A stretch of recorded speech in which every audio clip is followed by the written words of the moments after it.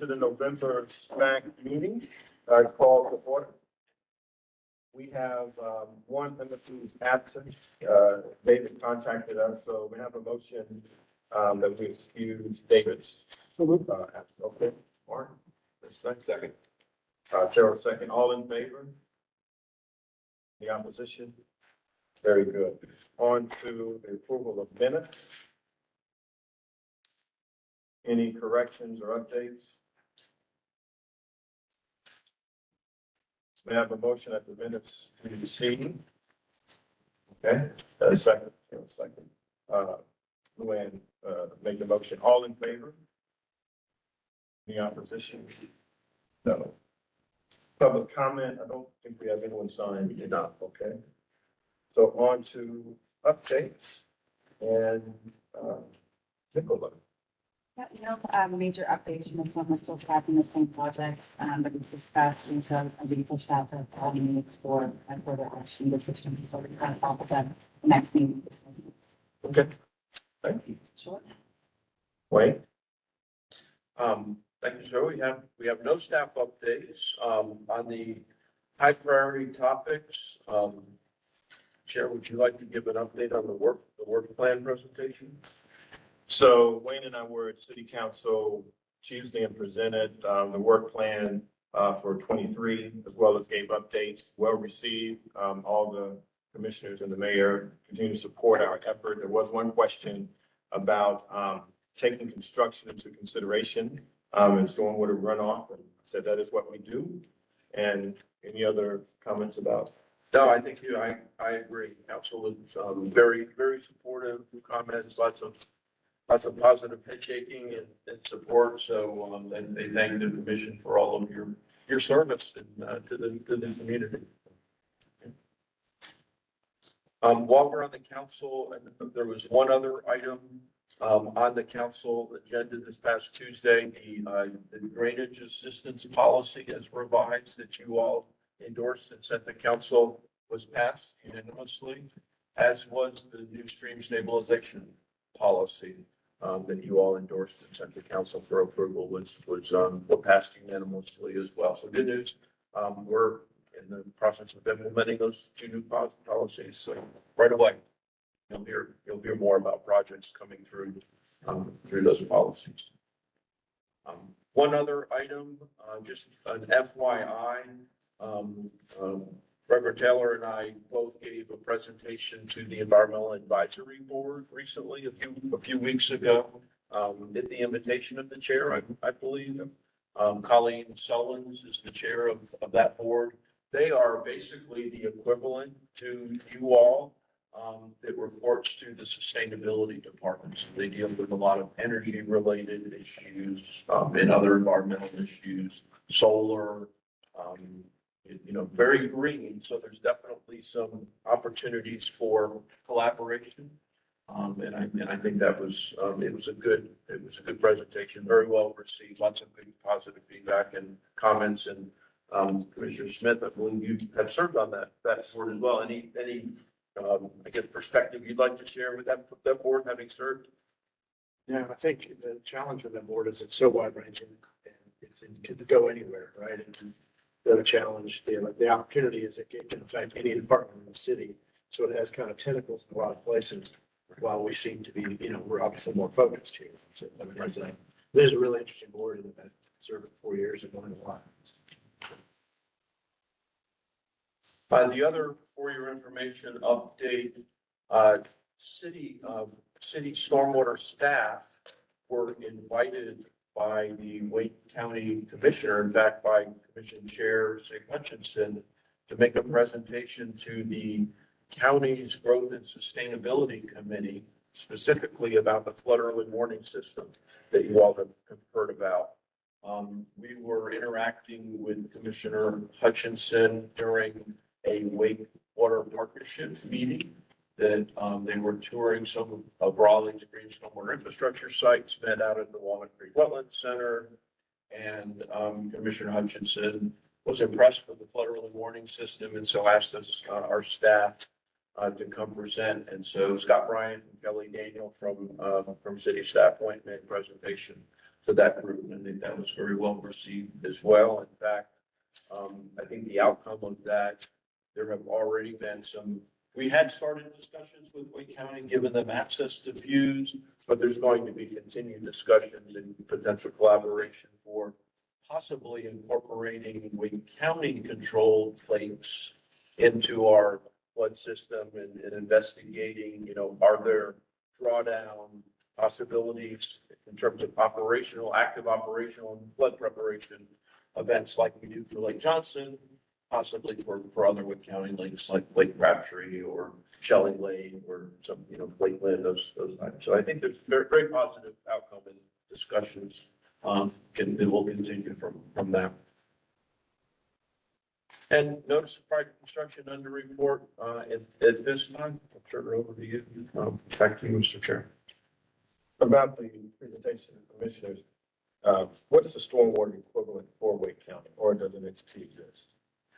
There are stormwater staff in the water quality department, but they do not have a utility, so they do not have a separate revenue fund. It's all based on taxes. It's in their general fund. And so they primarily focus on floodplain management. They do have a very good active floodplain management program, erosion and sediment control program, and development reviews as well. And Ben or Sally, am I missing any of the major functions in the county stormwater group? They do a lot of watershed management too, I guess. Watershed management, yeah. Bigger picture stuff like that. Yeah.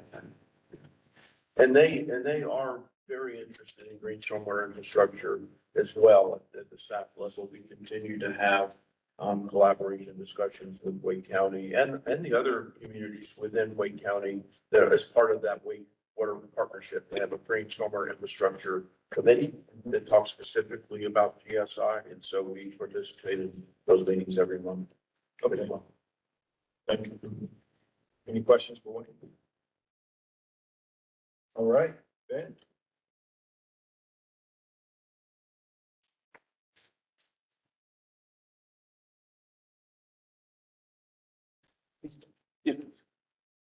Yeah, that's ready to end. That's a question. It's going to.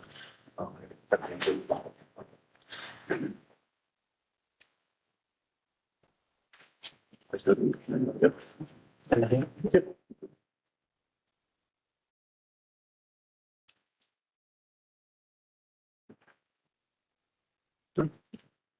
Good afternoon. Quickish update, open any questions or anything you guys have.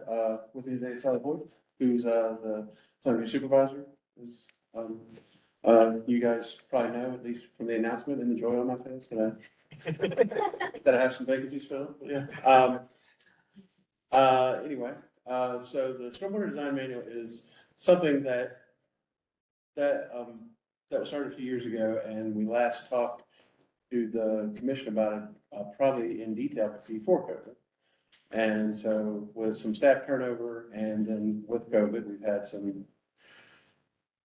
delays getting this project moving. So it's been out for public comment, not formal public comment, but public comment twice. And we're in the process of responding to those comments with itemized list and then posting those back out to our website and other outlets. But just to kind of give you a refresher, and folks who weren't,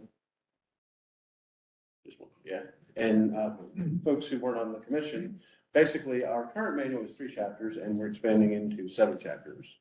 So a little more detail in our current manual I think it can vote. I'm not sure if it can drink yet. So it's pretty old. We need to go ahead and get this done. But so basically got chapter 2, which is a new chapter called site development, which is currently not really gone into too much detail.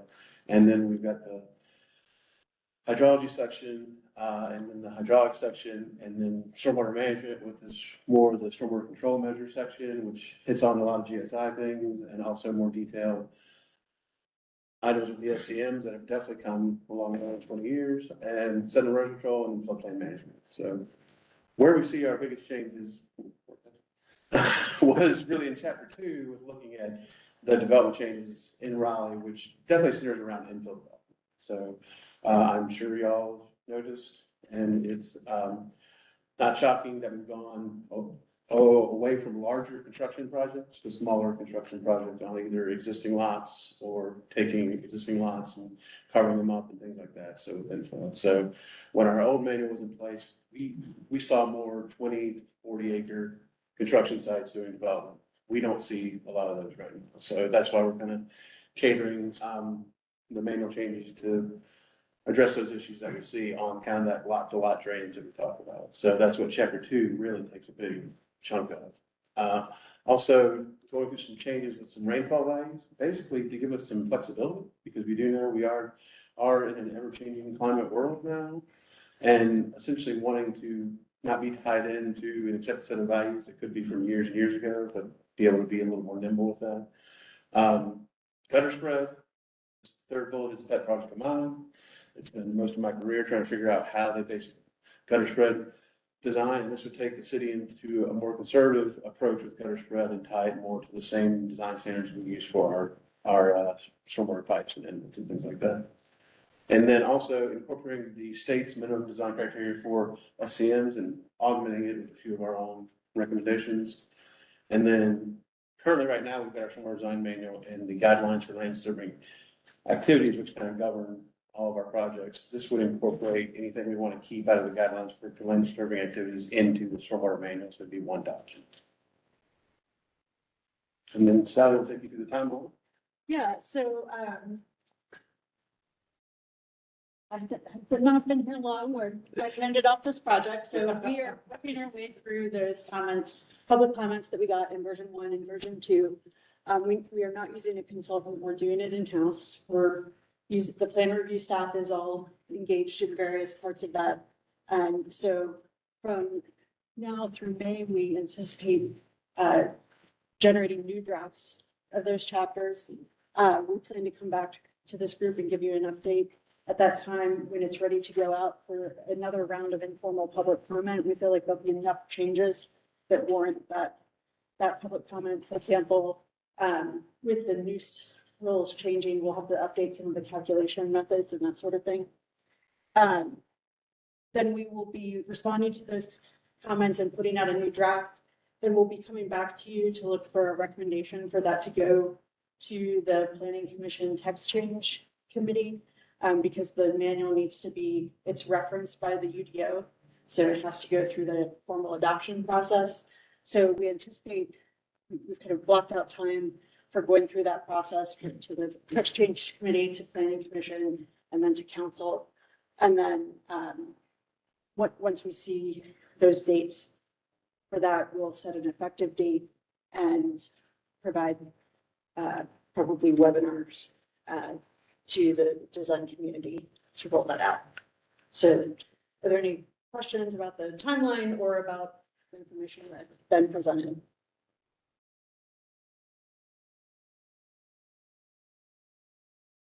All right, thank you. And just from anecdotally, it's been very good to go through with, because we've turned the plenary staff over a lot in the past 4 years, and it's been nice to kind of go through with another set of eyes and kind of see the stuff they're actually dealing with this year and kind of see what that stuff looks like. So I guess two ideas, questions, I think I did. And I think I know the answers, but we were talking before about the state. So you're focused on infill development. I haven't studied the manual, so I apologize for not speaking that. So that's good. So don't worry. We'll give you homework. Yeah, so some people that have dug into it, unfortunately for you. Well, Mark. Yeah.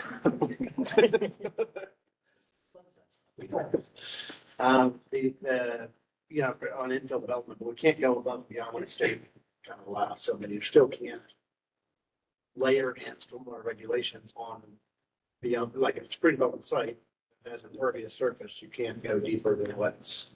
So, Or can you? I just maybe we try. so how we set up chapter 2 is to look at how the stormwater is exiting your site.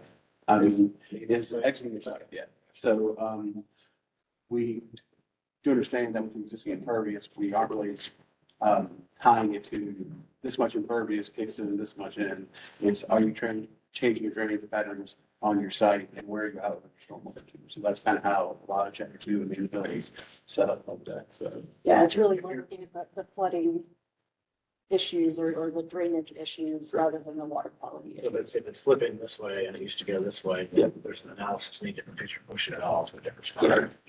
And then while we'll still have our water quality rules for any new improvements, so we're not taking away those or anything like that, but it's just, if you've got existing impervious, that's kind of how we're treating that. And we are keeping the exempted lots that have the impervious max percentage on them now, the smaller residential lots and the smaller commercial lots. So we are keeping those percentages, and it's just a matter of where you're taking that water. We want to have a better, more proactive view of where you're taking that stormwater management side. Second question, Councilman Branch, I think, was the one that asked a question about construction and runoff. I don't know what specific challenges he's had in this district, but the idea that can you, you're putting the land disturbance guidelines into this and are there layers you would add beyond what the state's recommending? Are you allowed to do that from a site construction standpoint? Yeah. So currently we already are more strict than the state is as far as how much land you can have without getting a permit. And we are wanting to dig down with Council Branch as well to see if there's any specific issues that we can take a look at. But there are things we're layering in for site construction of these smaller developments and these infill constructions, kind of zones to kind of stay out of. Just more about, this is going to simplify it, but it's something to kick me for, but it's more about respecting the people around you and kind of what that construction looks like and not just constructing like. I did send a follow-up email to Councilwoman Branch's staff liaison, council staff, just to see if there was any specific projects or anything he had in mind. We'll bring back any information on that as well. Thank you. This is being handled as a text change. Is there somewhere here that council has to authorize that text change, or is that already taken place? Theoretically, that would happen before it goes to planning commission. So we would bring it back to you all in the May 23 timeframe, and that's where we would ask for the approval to go to council for the authorization. You mentioned that the original document had 3 chapters, is that correct? Correct. So now there's 7. Are you saying that everything was, if you go back, what are, I guess it was expanded to 7. So was all of this within the 3 and you just calculated it out or 4 through 7 here? Yeah, so a lot of the hydrology and hydraulics were all in the first chapter, as far as like how you handle your street drainage and things like that. The water quality and the new rules back in 2001 were kind of handled in that second chapter. And the third chapter is really just appendices. Okay. So we're pretty much adding the site development chapters, expanding on the set of erosion control and adding in kind of floodplain management, because that was just kind of handled by the UDO back in 2001. So. Gotcha. Yeah, and I would say some of those added chapters, but more to what needs to get submitted and process and methods rather than a totally new requirement. Yeah, like the requirements are already in the UDO. It's more explaining if you're required to do a flood study, here's what you need to submit. That type of change. Okay. And as it relates to hydrology, how does climate change factor in? Just how does climate change factor in? So that is where the flexibility with the rainfall data is going to be in that chapter. And that's what we talked about there. So like our current manual just lists a chart and these are the values that you use. We're going away from that and wanting to look at a multitude of different areas. And there's actually something that Wayne and Sally and I were talking about that we will bring back spring with you guys about what are the efforts are going on to look at climate change at the state, federal, and local level. But just, we're building that into the manual to be a little more flexible. Because right now, we're kind of tied to what's in the manual today, because it's represented by the EDO, you have to get the text change to change it. So it's not easy to change scientific data right now in the manual. As referenced by the MDCs, which people have been honest about the MDCs for a while. I'm glad that flexibility will be in this document. Correct. Yeah, that's good. Any other questions? Thank you. Okay, Heather. Yeah.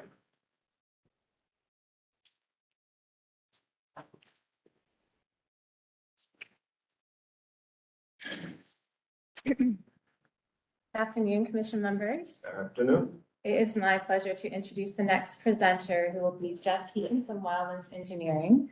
Jeff and his team have been integral in helping us to complete the mitigation bank feasibility study earlier this year. And Jeff is going to be doing the lion's share of the presenting today, but I did want to take a few minutes to just introduce sort of our vision behind why we even initiated this study in the first place.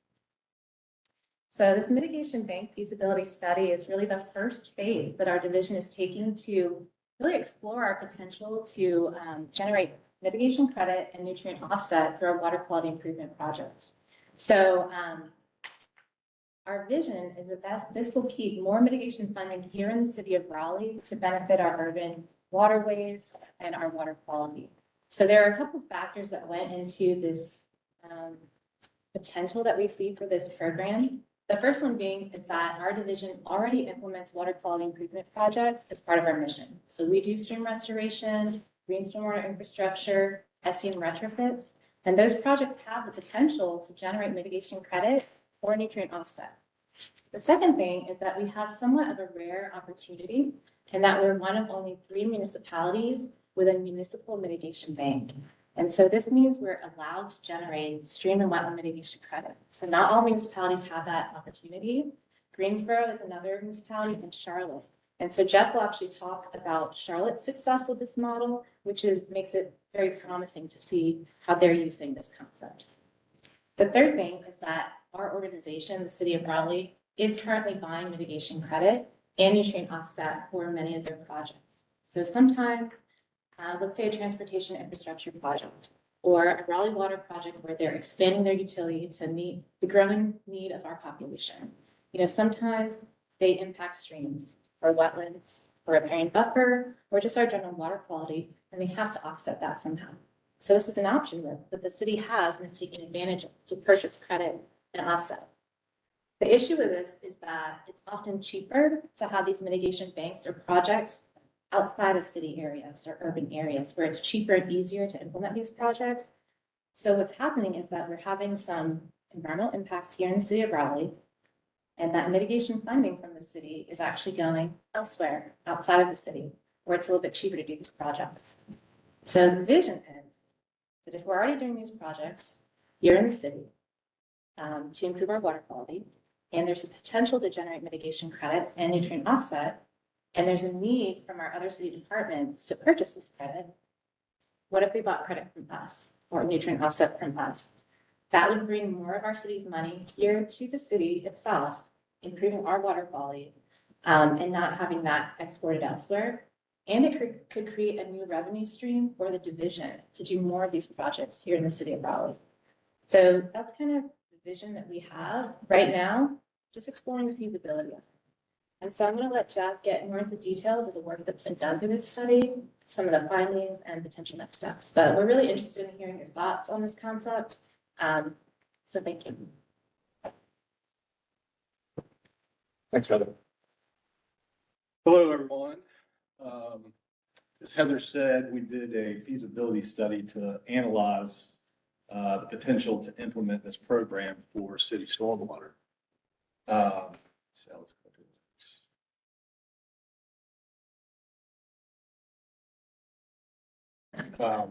So Heather explained the vision, you know, the stormwater began this process with. And what I'm going to do is just tell you about the feasibility study that we conducted and tell you about the results of that, tell you how we went about doing it, and tell you what the results of that look like, and give you, you know, some numbers to think about in terms of how much revenue can be generated from this program and so on and so forth. So one of the main things that we did with the feasibility study was conduct a bunch of interviews with agency folks, with other departments within the city, and with Charlotte Stormwater, who, as Heather said, has a really robust mitigation program that they've really had in place for 15 to 20 years. So we wanted to, interview these folks who have the knowledge that we're trying to understand and document all of those interviews. So we did conduct a long series of interviews. I think we interviewed DWR twice, City of Charlotte twice, Army Corps of Engineers, and then Raleigh Water and a bunch of other city departments as well, just to gather all that information. All right, so before I really get into this, I want to make sure that everybody's on the same page. When we talk about mitigation, just by show of hands, how many folks have a pretty good idea of what we're talking about? Good number of you. Well, just to get everybody on the same page, let me go through this kind of quickly. There are various different regulatory drivers for mitigation.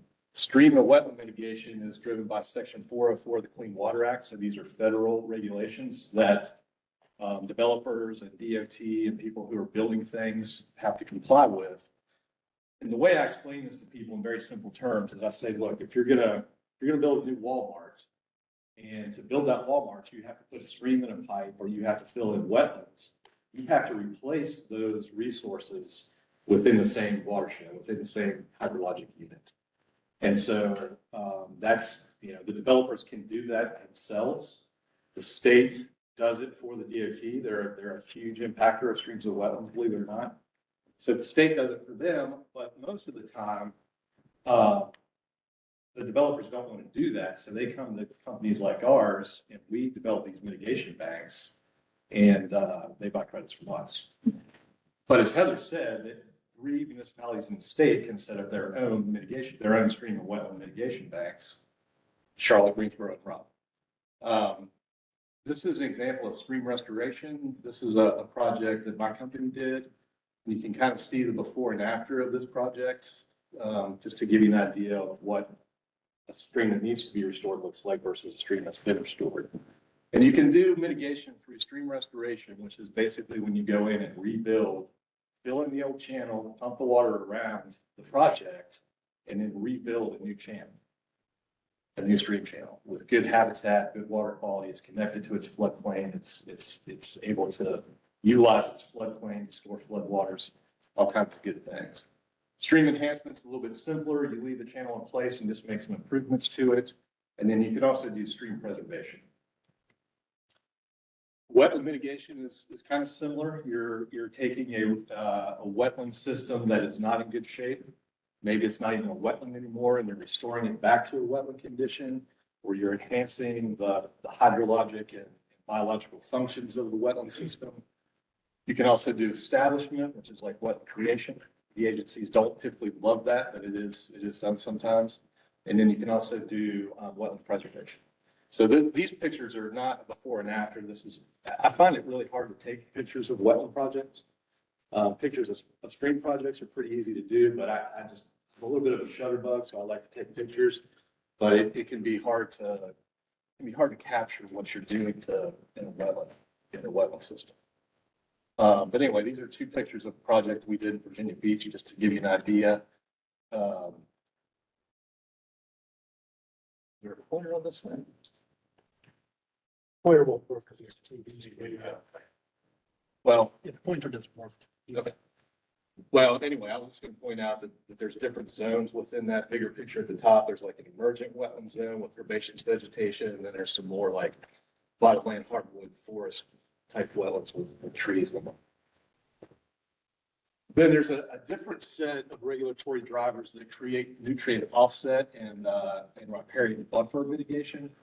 These are state regulations and they're only applicable in certain river basins, but the Neuse River Basin is one of them. So, Raleigh is subject to them. Nutrient offset is kind of similar. If you're a developer and you're building your Walmart, your host condition is going to put more nutrients out into the surface waters than the existing forested or whatever condition it was.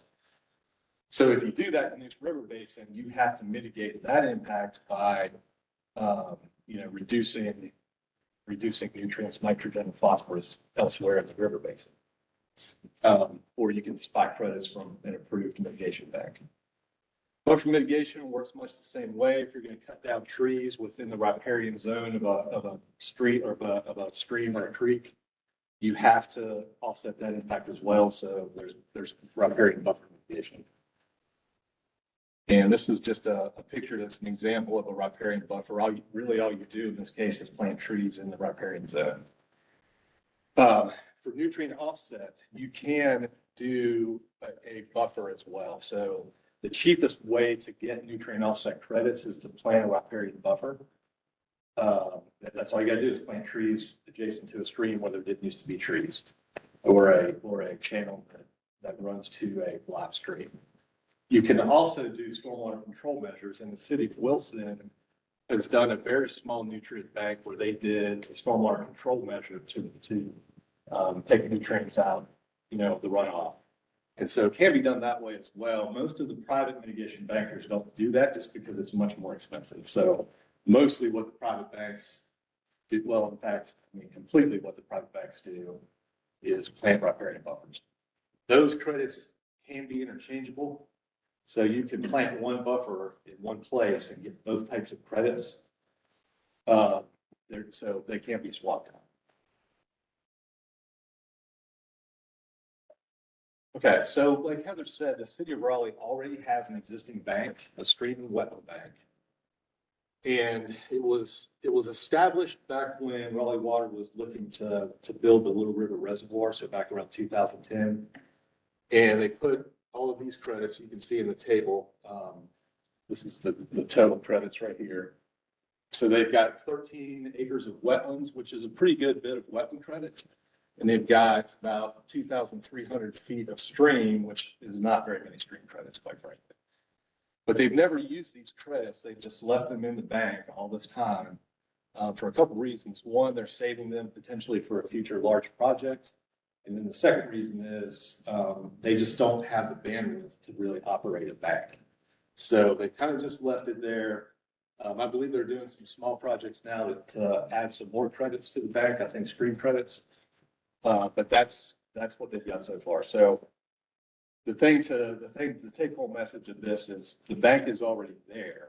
So it's been operated by Raleigh Water thus far. Stormwater is interested in potentially taking that over, the operation of that bank over from them. But that's what the bank looks like at this point.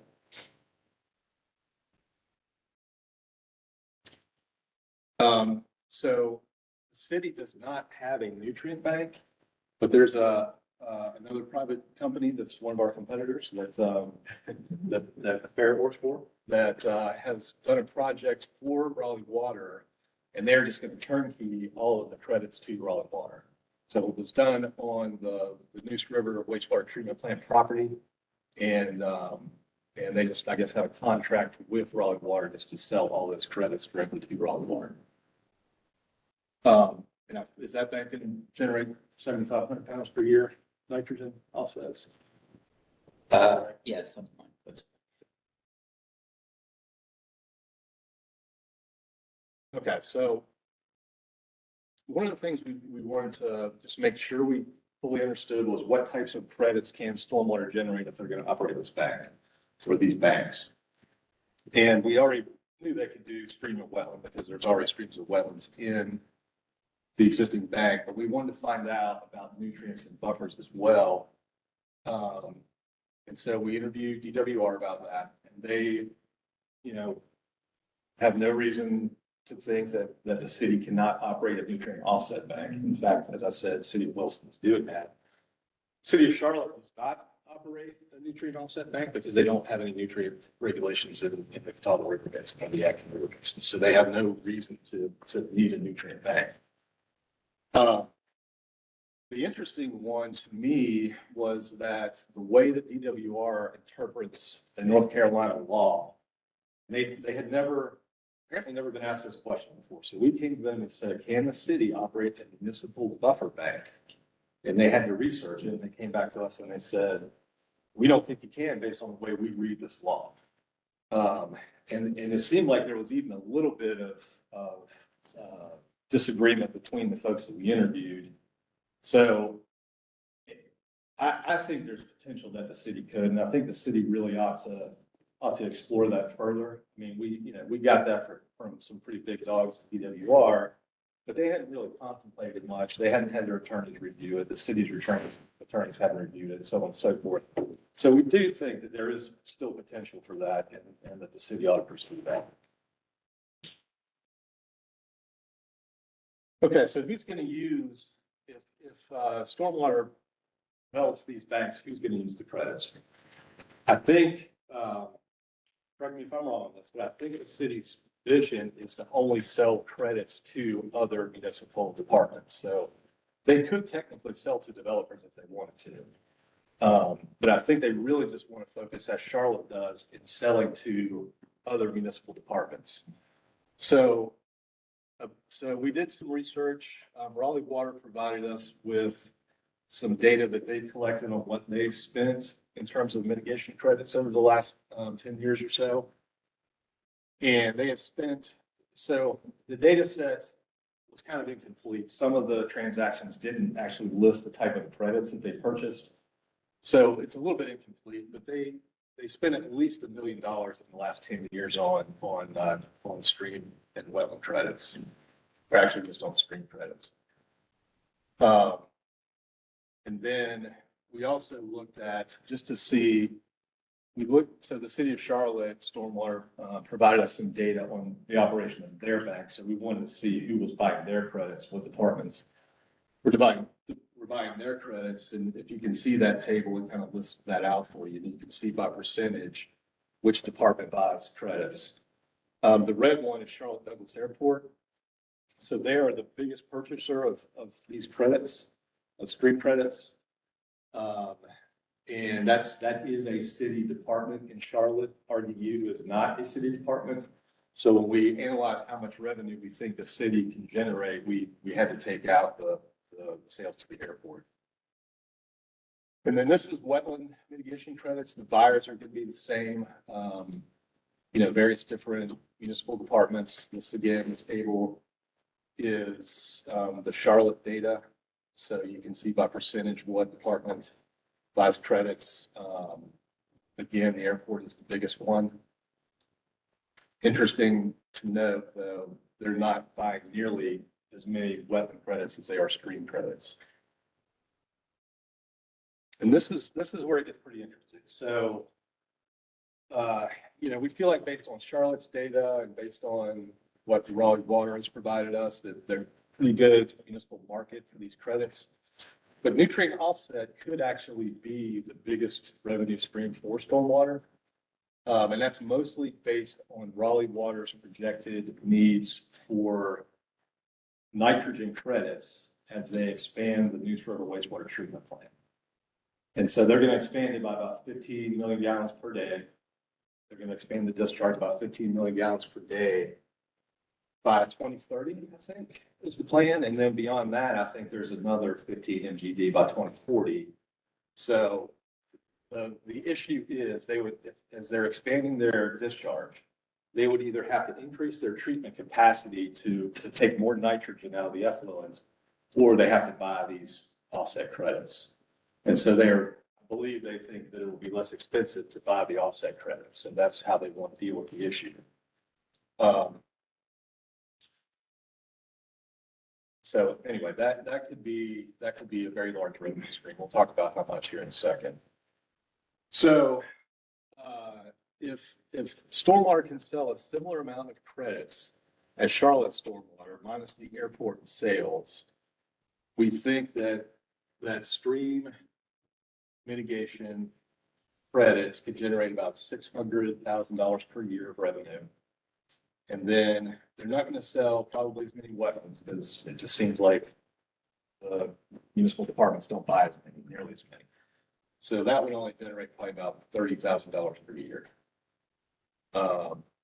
What this table shows is how much credits cost. So the $603 per foot for streams and $67,000 per acre for wetlands is what the state charges. So if you're a developer and you go to the state, that's how much you're going to pay for streams and wetlands. Charlotte has a completely different number for streams. They only charge actually what they think it costs to implement the project. So that's $395 a foot, but their wetland price is more expensive than the state's. So one of the things that Stormwater needs to think about is how much they want to charge for their credits. And then again, the revenue from the nutrient offset, with Raleigh Water being the biggest user of those credits, could be really big. When we interviewed them, they told us they were expecting to need about $2 million per year worth of nitrogen credits. That's based on the permit limit for their effluent. So if they treat at the permit limit, that's what they think they would need.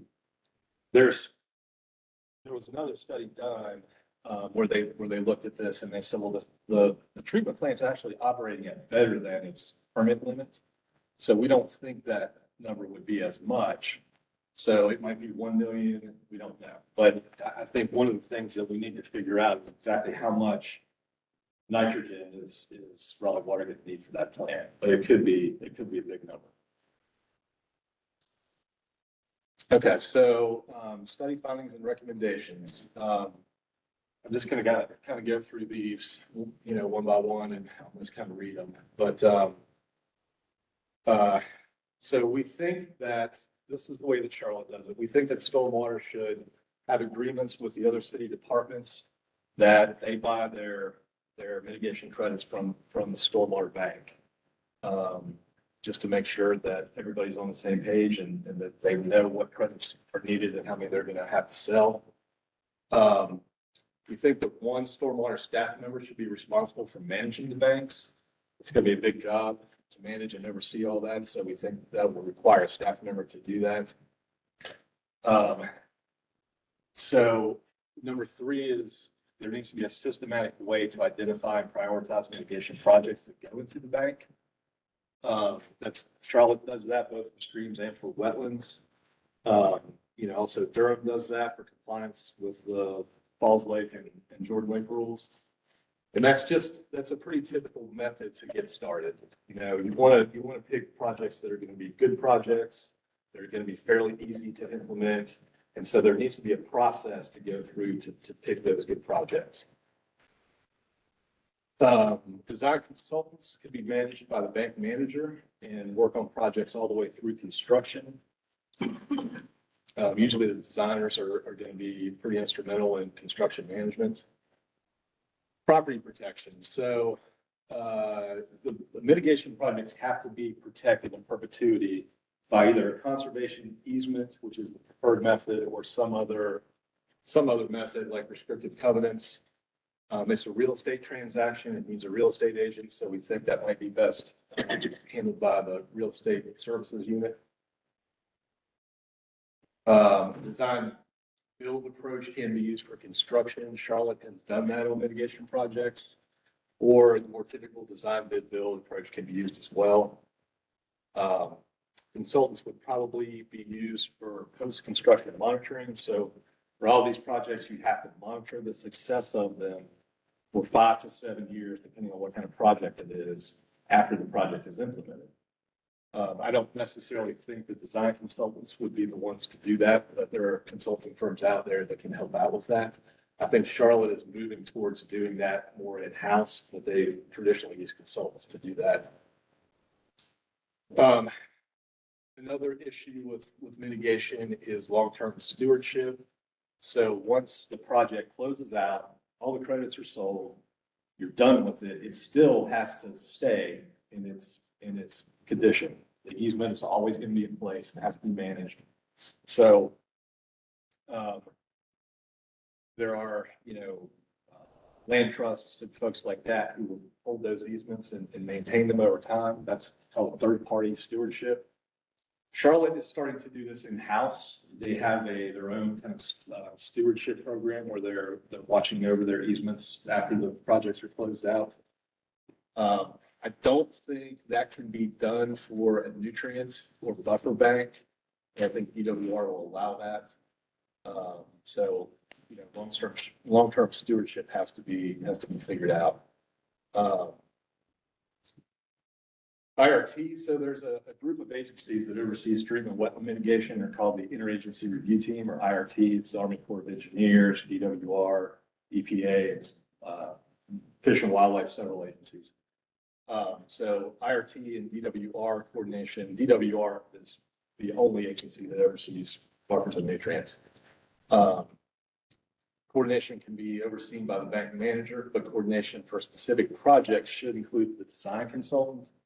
So in other words, the city needs to have a relationship with all these agencies, but for specific projects, they're going to want the design consultants to interface with the agencies as well. And all of the design consultants that they would use would have good relationships with these folks ahead of time. Financial assurances is another thing that has to be dealt with on mitigation projects. So it can be bonds, the whole project, not just construction, has to be bonded or insured. And so that's, that's an additional cost that goes into these projects. The Army Corps of Engineers is the lead agency on the IRT, and they told us that they're going to be more flexible with municipalities on that than they will be with private banks. One of the things that they suggested could be done is withholding a credit release for an additional year, and just to kind of ensure that the city is going to follow through with, completing the project. So that can be done in lieu of the bond, and bonds get pretty expensive. We think a pilot project could be initiated to further explore the process and work through the details with all the agencies and all the city staff and local citizens in the area where the project's going to be done, and all the agency folks. We were going to implement a pilot project in Worthdale Park, but the city got ARPA funding to do that project, and you don't want to turn down ARPA funding. So you cannot do mitigation on a project that is funded by federal funds. So we kind of dropped the mitigation component of that project, but we're still moving forward with implementing it. If Raleigh Water's projections for their nitrogen offset are as large as they could be, we think it would be good for the city to go ahead and start trying to develop those credits soon. Because it takes, you only get credit releases like once a year at certain milestones. So it's going to take a while to get all those credits released, and, within 7, 8, 9 years, they're going to start potentially needing a lot of credit. So we want to go ahead and get a jump on that. And we think that stormwater should pursue the ability to do the riparian buffers. I think there's just some legal questions that have to be answered on that. And then also work with DWR to see if they can expand the list of practices that can be done for nutrient offset. I think we threw out street sweeping already. They kind of didn't like that one, but there may be some things that are fairly simpler than building new SCMs that the city could do and potentially get some nutrient offsets. The potential next steps, I think, one of the first things is to develop this prioritization process where you go out, find and prioritize the projects that you want to implement. Implement some pilot projects of all of these different types to try to explore the process and work through all the details. And then, explore with these regulatory agencies whether or not buffer mitigation projects can be done. And I think there really should be a fourth bullet up there, and that is figure out what Raleigh Water's nitrogen needs are going to be going forward. I think that's it. So what questions do y'all have? For the water department's needs on that, assuming that their permit says this is the amount of nitrogen and nutrients or the nutrient release, and they're held to that no matter how big their wastewater treatment plant. It's So that's where every time they expand, they've got a need. It's just a matter, like I said, they may be treating above their standard now, so they can absorb some of that issue. I mean, that seems like a not really need, or it will be good long need. Right. Yeah. What's the relationship with Raleigh Water has the stream and wetland bank? Has Stormwater just tried to manage that? That's what we would propose, yes. You know, in initial discussions, Raleigh Water is amenable to it. They don't have anyone that's really managing it right now. So, you know, I think the staff support that we could provide would be beneficial to them as well as other city departments who, you know, are buying these credits on the open market. And as was described, that money's going elsewhere outside Raleigh. So we're excited about having this as an opportunity to keep that funding local, to do local work. And it would generate a revenue stream to Stormwater to keep doing more of these types of projects. So that's. Are they willing to? Liquid control. Right, so there are also silos within Raleigh. The water, like Raleigh Water and Raleigh Stormwater are two different silos, and so Raleigh Water is hesitant to give the money associated with the credits to Raleigh Stormwater, right? Yeah, I mean, the way we would work, it would be any department that generated credits on their own, you know, it's an accounting exercise. Yeah. Basically, those are their credits, right? And we could keep an accounting system that way, but ones that we would generate, then we could sell to other departments. And the vision is, you know, we would basically sell it at whatever the private market rate was at the time. We don't need to make money. And even if it doesn't pay all of our costs, these are projects we want to do anyway. Any amount of money we're able to recover is more than we would have gotten anyway, and it just generates more revenue for us. Do you guys have the ability to do one while Raleigh, like you can't get another stream of wetland for state law? You brought, or That's Raleigh a has good one question I already. know the answer to, but I think we would need to use the existing bank that was grandfathered in. Yeah. The legislation previously. And you guys are just kind of early in that process. We don't, yeah, it's like I said, it's the feasibility process at Yeah. this point, but the discussions with Raleigh Water that we've had as part of this project have been positive. Yeah, and just as an alternative, so we overlap a lot, Jeff and I, and so we did both the mitigation banks and stuff. So I've been working with Raleigh Water historically, and we permitted it. We're the sponsor of a mitigation bank, nutrient offset bank that Raleigh Water owns. And so the approach they took was that they just outsourced a lot of the management of the nutrient offset bank. So, you know, stormwater maybe could, and I don't think Raleigh Water plans on expanding and doing a bunch of stormwater control measures. They did a buffer project on their spray field, which is like a 2,000 acre farm. So it's a large buffer restoration project.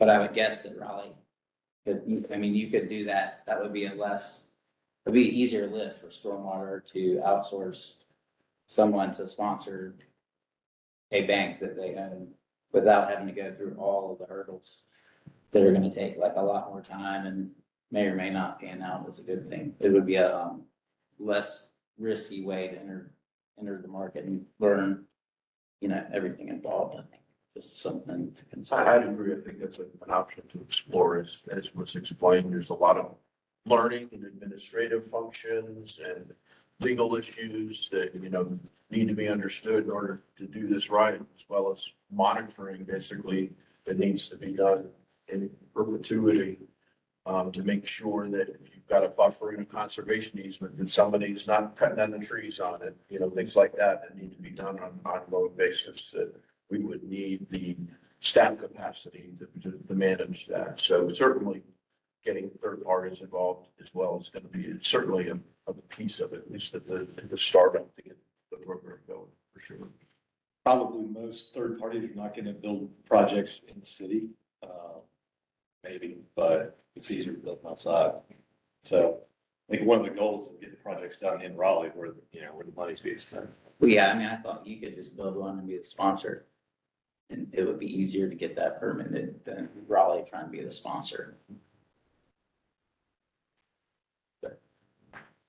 There are a lot of layers to this stuff, and I think you guys do need to do a little bit more, you know, continue the studying as well before you get too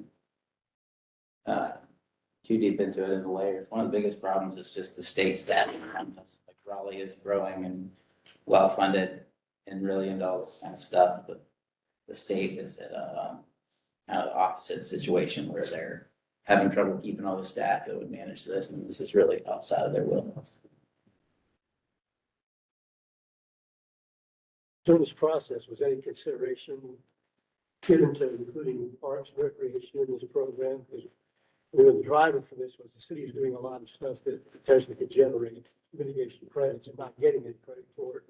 And parks and recreation does a lot of preservation of greenways, buffers, stream corridors, and so on, and not taking any credit for it. So I'm wondering if they need to be a player at the table for this because they generate their, or could be generating credits through that technology as well.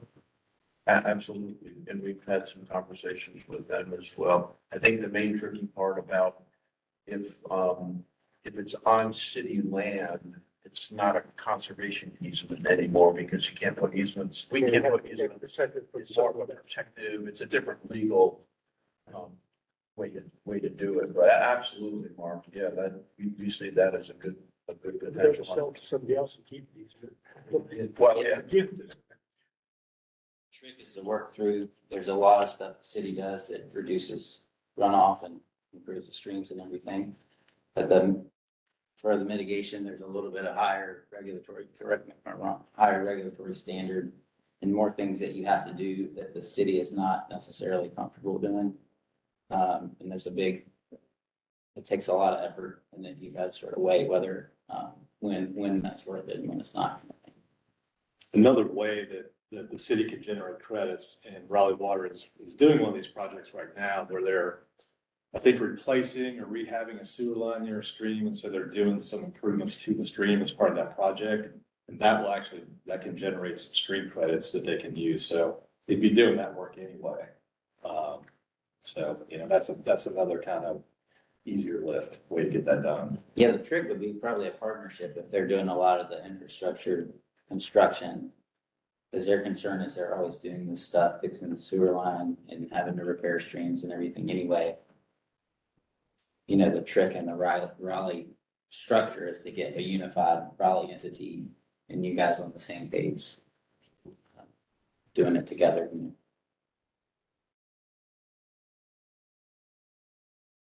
Anything else?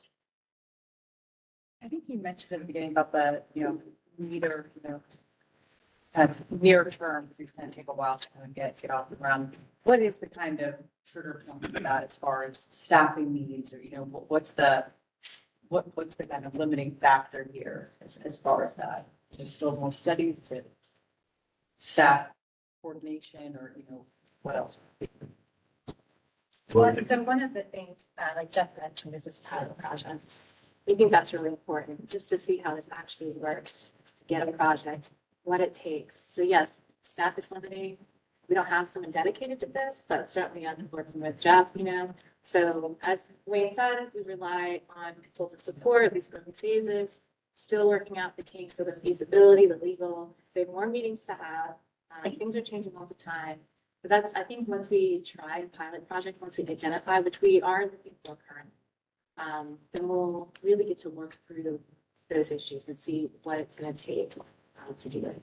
So I know that we can complete a pilot project, but I know that this will also take a lot more time in the front end to get through all the regulatory approvals and on the back end too. But thankfully, we have a lot of time to get, for the monitoring part. If we can get through the front end, get it approved by the state, then we can do the project and then figure out, the monitoring part.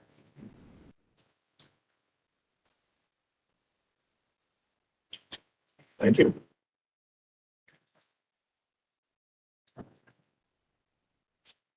All right, Dan and Jason.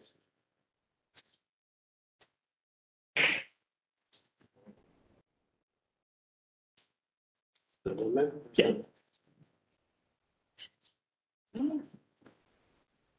Well, thank you, Commission. Good afternoon. Afternoon. Thank you for having us. We're excited to be here. We're excited to share our sort of new in-house construction program with you, self and Jason. My name is Dan Clinton. I'm uniquely positioned to, between stormwater management and the stormwater maintenance regs, to sort of assist with this program. I'm the stormwater liaison. I'm there to help with the communication between the two groups, provide some technical support. I've got a PE, so I'm able to provide some technical support. And I'm also able to help, stormwater maintenance folks, build this program from, where they're at now to where hopefully going. I'm Jason Moon. I run the transportation stormwater maintenance unit. Day to day, we have 10 to 16 crews that go out and do all the maintenance functions in the accepted city Raleigh right of ways. Stormwater management handles private property issues, but on occasion, if they're within our range, they'll bring them back and we do some of those. That's what Ann's liaising. Other than that, my job is advanced problem solving and customer service issues. So I get yelled at a lot. The data collection, 10 years ago when I took over the program, our staff didn't even enter their own time in the computer. So in the last 10 years, we now have iPads in their hands and they're doing data collection. And my job is just to oversee it and to emphasize the importance of all that data. I also facilitate support, which means I have lots of meetings and paperwork. And my responsibility in growing my unit is to kind of provide the vision and then determine what needs we have to get to that vision. And we had a great relationship with stormwater management to kind of get from point A to point B. We're doing real well with that. All right. The agenda we want to try to get through in 30 minutes is the first thing we're going to talk about is kind of a baseline. Traditionally, we've done contracted repairs. We hire private and there's a process that we go through to get those jobs executed. And then we're going to go and look at how the process changes when we do those jobs with internal crews, with my staff. And then we're going to go through 3 of our latest large-scale successful projects. There's been a lot of other projects, but we're going to briefly go through 3 of our successful big-scale projects. And then we're going to talk about some of the goals and some of the challenges and kind of things we've noticed that we can improve on. Right? From our way we operate now for contracting projects, it's a long and lengthy process at times. And it can take everywhere from 3 to 6 months to 1.5 years to 2 years to get through some of these projects. So, you're starting with idea in the project, you got to select a designer, that takes a certain amount of time. Do a concept plan, get a survey, do the design plans, go to real estate acquisition, bid package, and then you're finally under construction, able to get the project done. It's a very formal process, and it works well. It's just a longer process, especially for some of these smaller projects. It's rather cumbersome. It is, when we're hiring consultants and contractors, they're looking out for the interests of the city, but they're also looking out for profit too, right? So they're torn both ways a little bit at times. So if we step forward and look at what we're trying to do from an internal, if we're able to do some of these projects internally, we're able to cut out or lessen some of the time that would take. We don't need to hire a designer because we've got in-house staff to do that. We're still going to do a concept plan, and the survey might be a little bit lighter. We don't need to collect quite as much data. The plans, we'll do the plans in-house, or we can, hire a contractor to do, a lighter set of plans. The plans don't need to be as detailed. And we're able to work right with the maintenance unit to get on the site. They're helping us do the designs we go through from constructability and things like that. And then a big part is we don't have to bid the project out. That alone can take 3 to 6 months. So that saves time, so it provides the project to the citizens earlier, and it saves money because it's not taken that time. So that's sort of the concept of doing some of these projects in-house. So we're going to talk to you about a couple of the projects that we've done so far. And they're not big, like Northridge size projects. These are smaller projects, but you'll see a little bit about them. Jason's going to talk a little bit about the first one. first project we're gonna talk about was Dorothea Drive. This is one of the older ones we did. You'll see in some of the photos, the guys are still wearing masks. It was during the pandemic. Dorothea Drive is in Boylan Heights neighborhood, and it's kind of parallel to Western Boulevard across from Dorothea Dix Park. The project we did was at the corner of Stokes and Dorothea. The system improvements we did are in the circled area here, but the chronic flooding went all the way up to Cabarrus and all the way down to Boylan. And this was a chronic problem. We're constantly flushing. We had a real maintenance problem here. All of this is within the Rocky Branch floodplain. The problems here, the flooding was so impactful that residents moved their cars to up to other streets, even a quarter-inch of rain in the forecast. We were doing frequent flushing. I mean, like weekly flushing. It wasn't, twice a year. It was weekly flushing on this street. There were a lot of utility conflicts that were poorly resolved, a lot of point repairs, a lot of flowable fill dumped in sinkholes rather than investigating the cause. And over the years, that system ended up nearly non-functioning. And the solution here was we replaced 140 feet of drainage pipe. We upsized everywhere possible. We added 4 new inlets. We used elliptical pipe for the cross lines to try to maximize the capacity and still negotiate the utility conflicts we had. We installed rubber profile gaskets to combat surcharge during heavy rainfalls. And the goal here was to reduce the flooding, not to eliminate it. They're still in the floodplain, but they don't have to move their cars for a quarter-inch rainstorm now. If it's going to be a flash flood event, they know to move their cars. They've lived with this for years, but we've almost eliminated the chronic flooding that they were dealing with. The design plans here, we didn't have formal design plans, but we did, what we did here was, so this is an existing catch basin that we kept. This line was replaced. We maintained the 15-inch size. We added this catch basin. It didn't exist before the project. And then we upsized to 18-inch. I think we did HDPE right here. Yeah. So we went to HDPE here. This was a 2 foot by 2 foot graded inlet, and it is now 2 5-foot curved inlets, catch basins. And then our 2 elliptical pipes run under Dorothea Drive to what used to be 1 catch basin is now 2 catch basins. Right, so we added these 2 catch basins, that catch basin, and that catch basin, along with upsizing the pipe. And all of these flow into a 30-inch pipe under Western Boulevard. Right. And in the pictures here, you'll see the rubber profile gaskets we used rather than Conceal and the elliptical pipe down there in the corner. But the big thing I wanted you to see in these pictures are the utility conflicts that we dealt with trying to get all this pipe in the ground. This 24-inch that you see me standing on, that wasn't documented anywhere.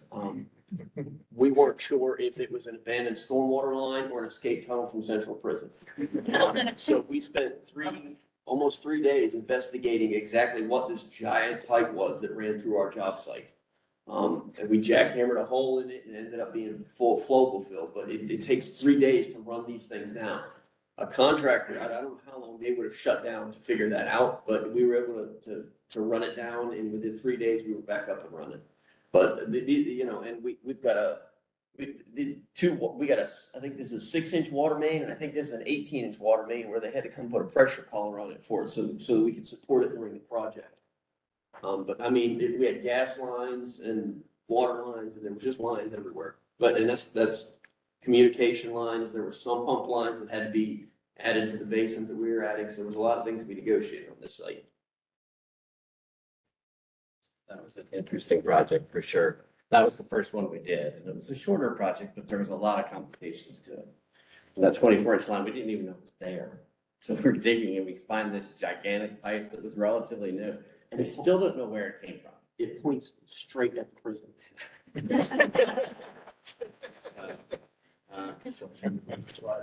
So our next project is a project that we didn't do for maintenance purposes, but we did it for the drainage assistance program. So it's this Van Street. It's down near Buck Jones Road in southwest Raleigh.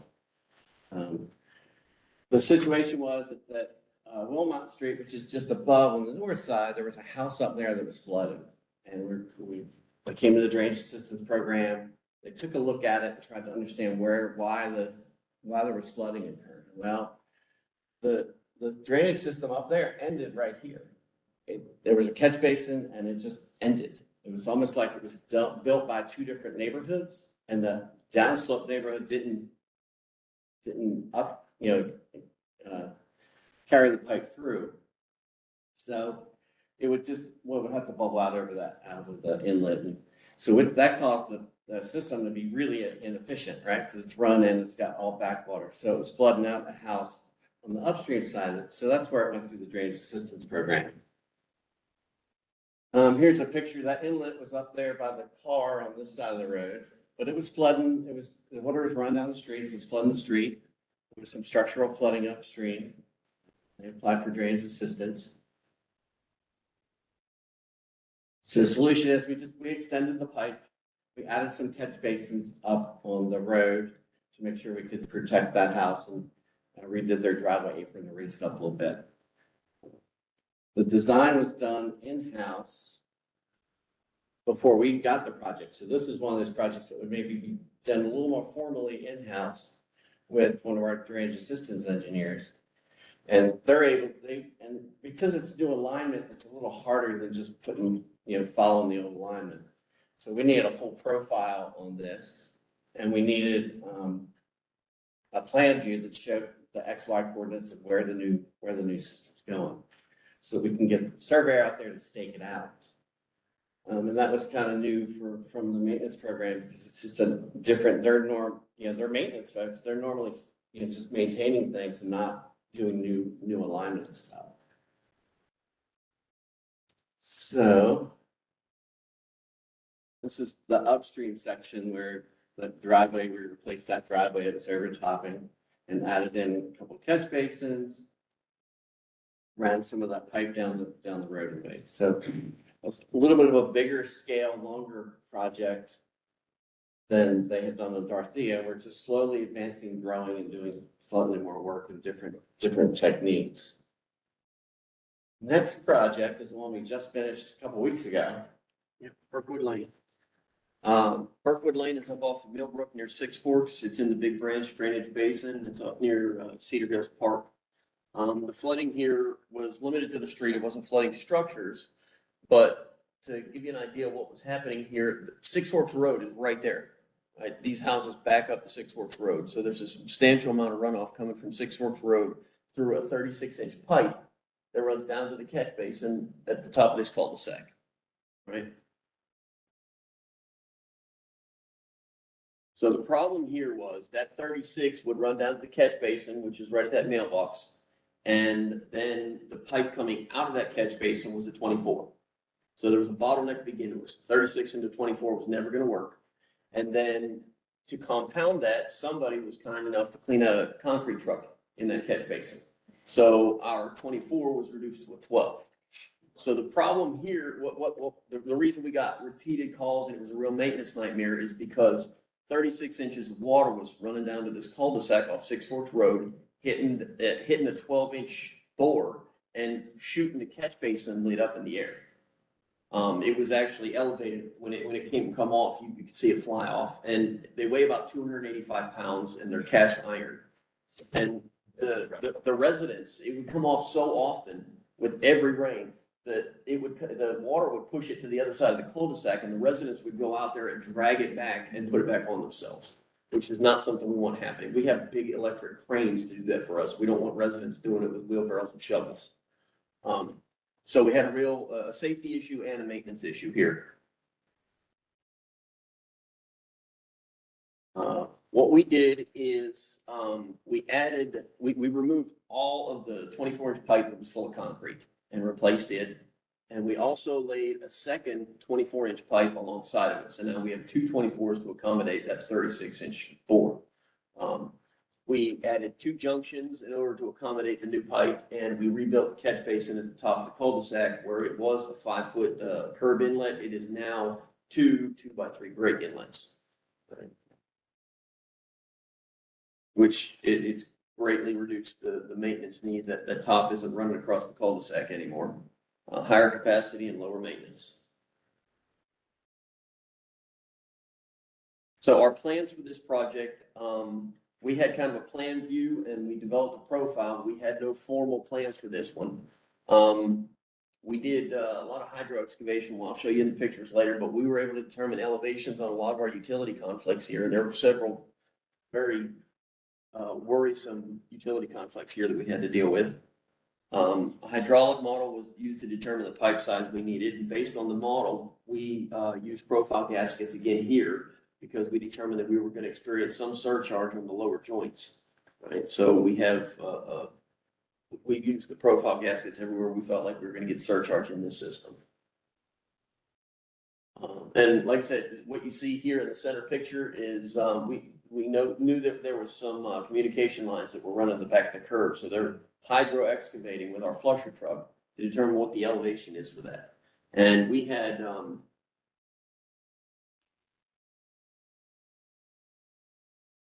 there we go.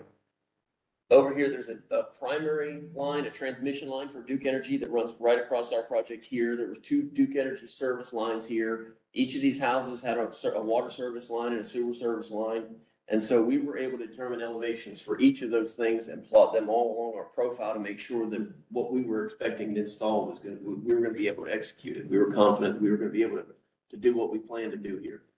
But a lot of what we were able to do with the design is based on being able to use these hydro excavation tools that we have.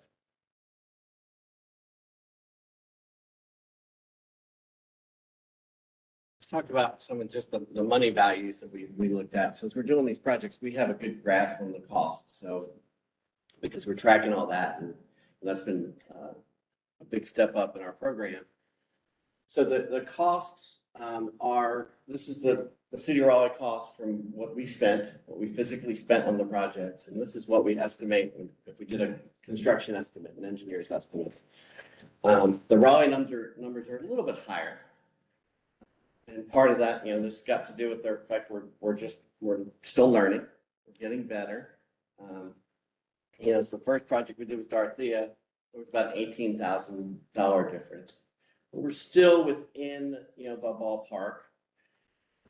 And then when you start adding in what we're not paying for consulting fees for design, then it starts to really balance out, right? Because now we may in the future, hire some consultants to do some minor work, but they're going to be smaller in scale. But this is roughly, we're in the ballpark, and we hope, Wayne's extremely supportive of this program. The transportation folks are supportive, so we're getting better. We'll talk about ways we can get better as we do this. But the savings come into time. We're not contracting, and we're not bidding. So those are 3 big savings right there. We can be reactive to what the needs are of the stormwater management program and our maintenance program.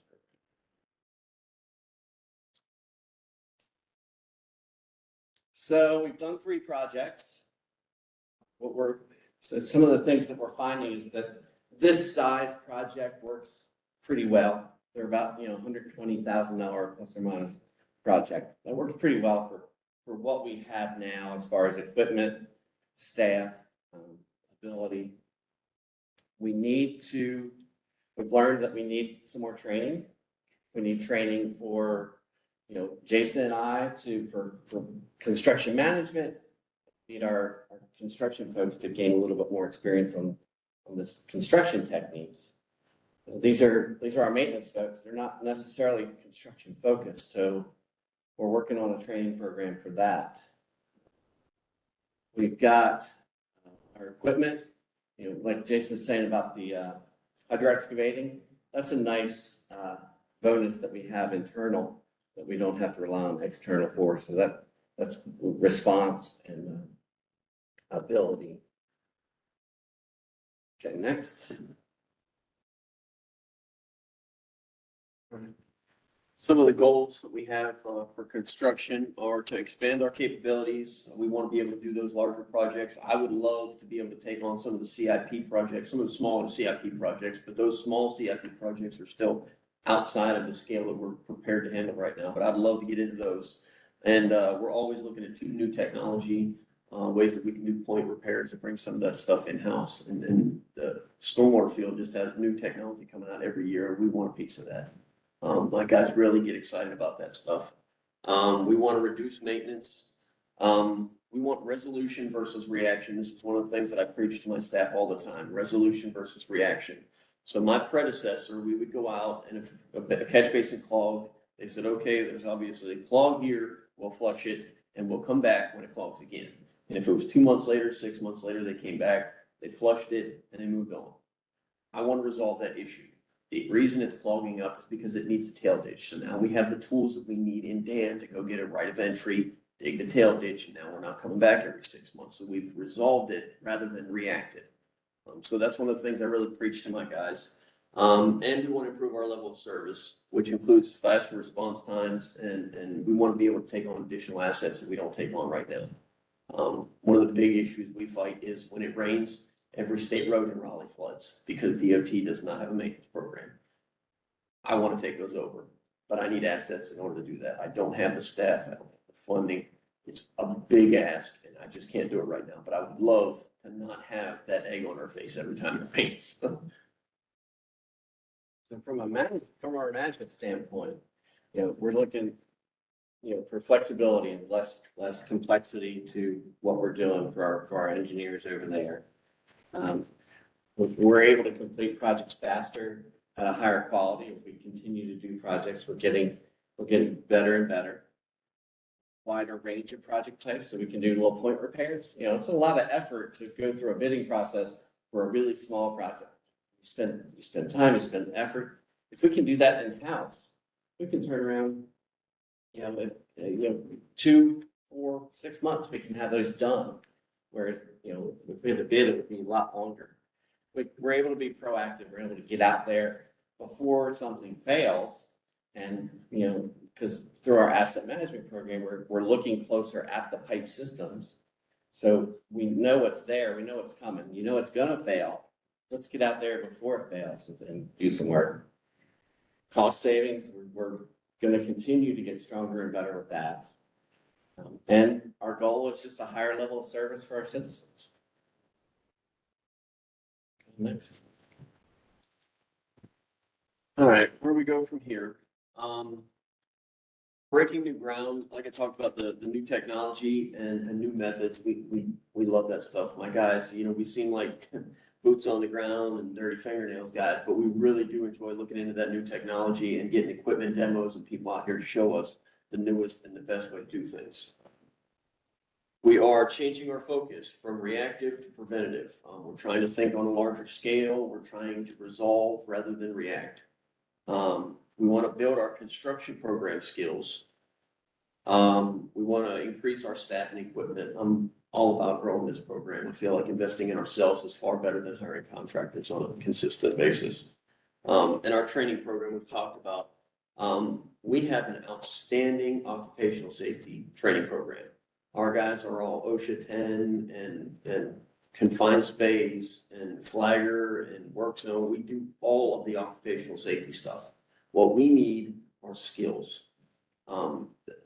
Their skills are based on maintaining catch basins, not building them from scratch.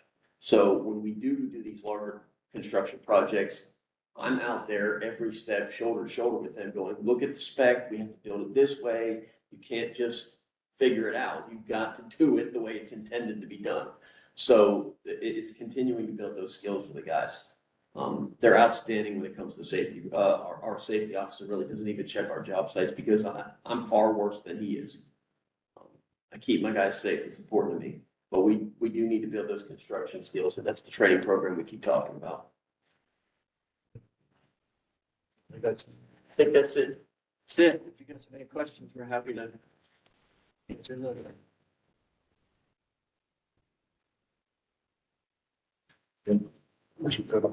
Go ahead. I just got a comment. It's a great direction we're going. And one of the biggest benefits I see is that, like you mentioned, the guys are great at maintaining the stuff, but not building it. somebody else is really good at building it, but they don't have to maintain it. They walk away, so they don't know whether it's a good design or bad design. Right, and And that, combining both those together, so you can build something that you can maintain. yeah, And that's a big plus. yeah, And something of quality, because it's not the low bid line you've been for. yeah. Yeah, and you know, I know we're coming in $8,000 above a engineered estimate, but I really feel like it's worth the $8,000 for what we're getting. My guys are the ones that have to maintain it. They're gonna put their heart into it. They're gonna make sure it's done right. And we have the luxury of not having profit to look after, so we can do it right the first time. And change orders, you know, once you have to do a change order, now you're negotiating with the contractor during construction. So everything's, like, if we run into that 24-inch pipe during construction, the contractor's gotta pull off. We always forgot what's going on. That's gonna jack the prices up. So,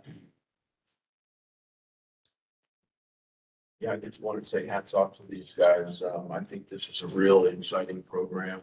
You know, it really adds our capability, helps our citizens, helps us be more responsive to our citizens to deliver projects much more quickly. I think the costs, as you know, we get better, the costs are gonna come down. And especially the way construction costs, third-party construction costs, they're just going up right now.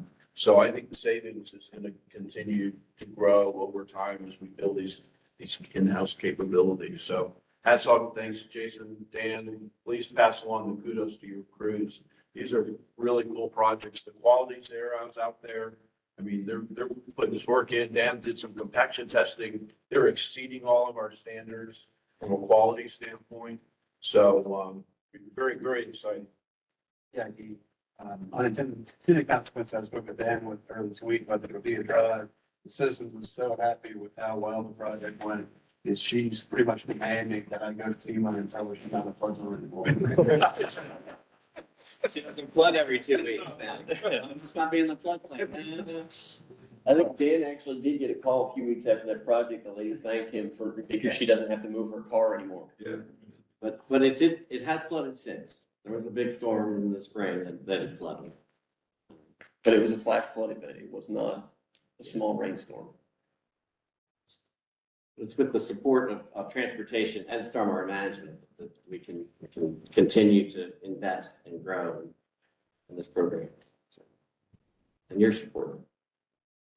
And your numbers don't reflect the amount of staff time burned up in that bidding process and Yeah. pre-construction and all of that fun stuff.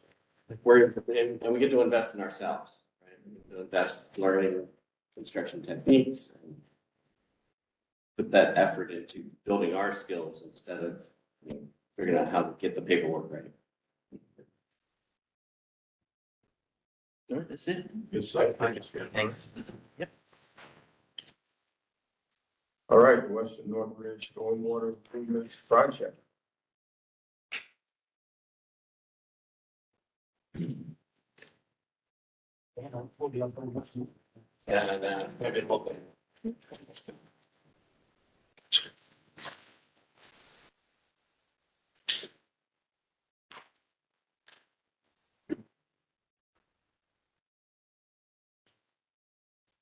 Last but not least, thank you.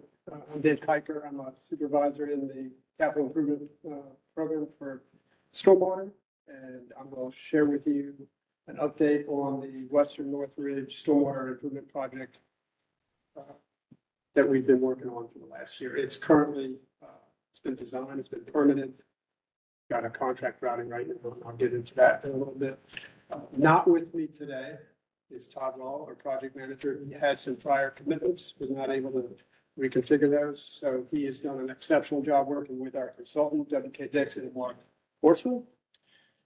Some of you may know Mark. He was previously in SMAC. You guys remember Mark? Does he have a legacy here? 5 years. I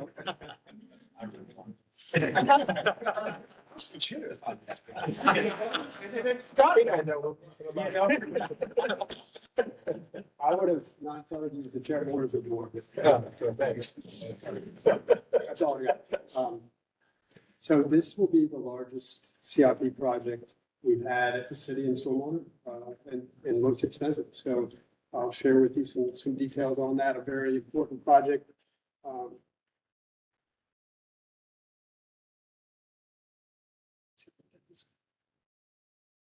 So our project is located on the northern side of Raleigh, outside the Beltline, just inside 540. Falls of the Neuse makes up the western side of the watershed. We've got Northridge Country Club just on the downstream side of the project. Here's our watershed in this image right here. It's 273 acres, roughly half a square mile. Like I said, this is Falls of the Neuse right here. Country Club and their pond is located right there. It's a residential, for the most part, land use, half acre, 3/4 acre lots, some 1/3 acre, but it's got some highly impervious areas running on Falls of the Neuse. Just to give you a frame of reference, our culvert at the lower end is a 7x5 box that will be our proposed box culvert at the lower end is 7x5. Our culverts currently out there today are too small. The 30-inch pipe in the center of the project at Harps Mill will be replaced with a 72-inch pipe. And that 72-inch pipe is 8 times the capacity of the 30-inch pipe.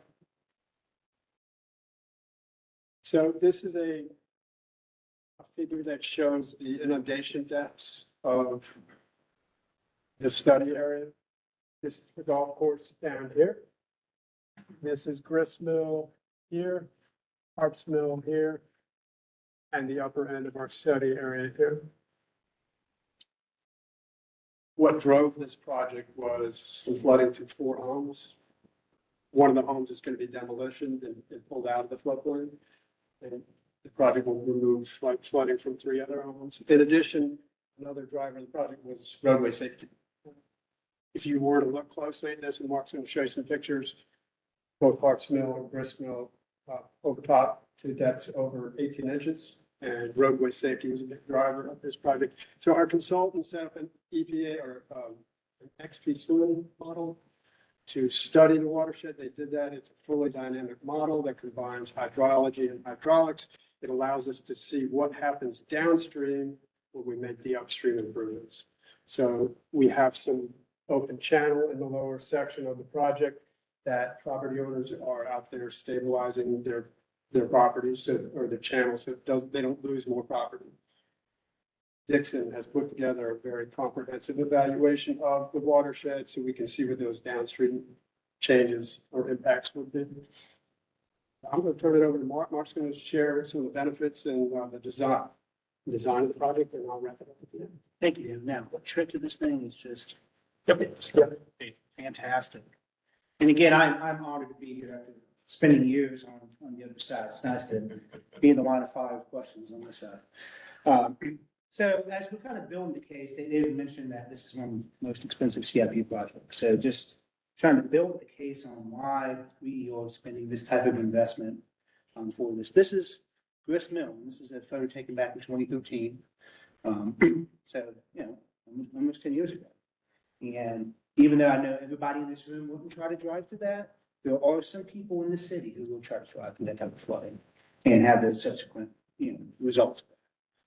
Even if you're not trying to drive through flooding, you still will park your car and be having water flowing between cars, around your cars, and unable to get out or have emergency vehicles come in to help assist.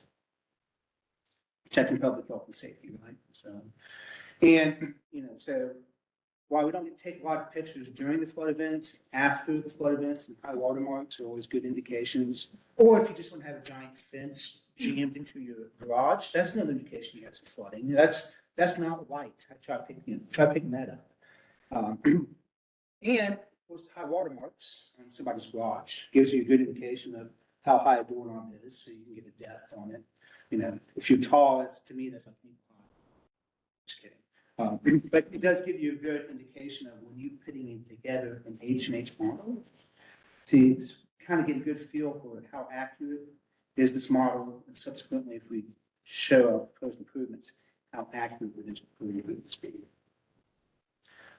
So definitely conversations with homeowners, going out there and measuring high water marks and getting an idea of the size and scale of the flooding.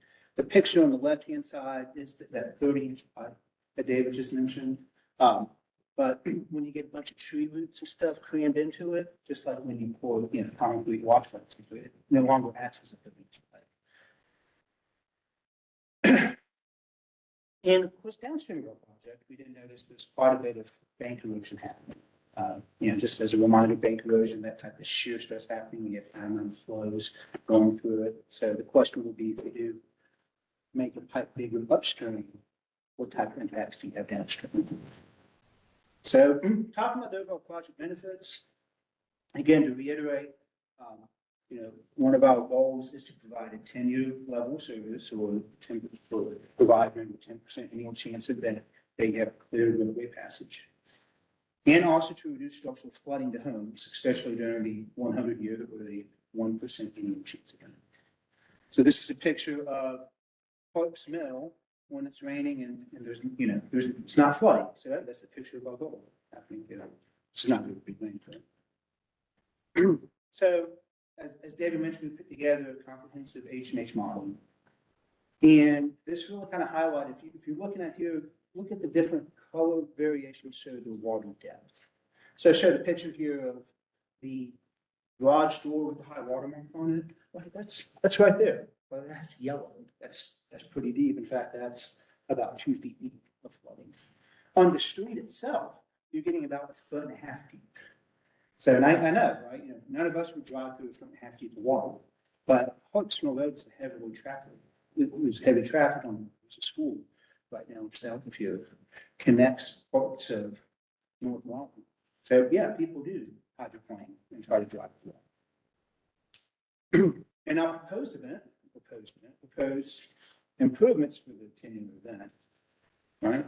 The model indicates that flooding will be completely removed, which is good because we're on the property. To do that, that is, as David mentioned, we're upsizing a 30-inch pipe to a 72-inch pipe. That is a 6-foot diameter pipe. That's something that everybody here, including myself, could walk. I have to duck a little bit, right? But just to get a size and scale of the infrastructure of the thing. But 1 year from now, Jason and Danny doesn't install this out. This is on the grist mill. This is one of the photos, similar to one of the photos I was showing.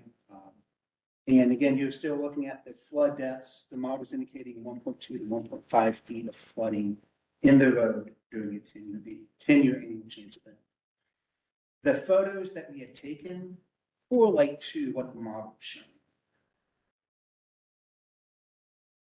In our proposed conditions, again, our design goal was to not have flooding during a 10-year event, and this is kind of what we're showing would be happening.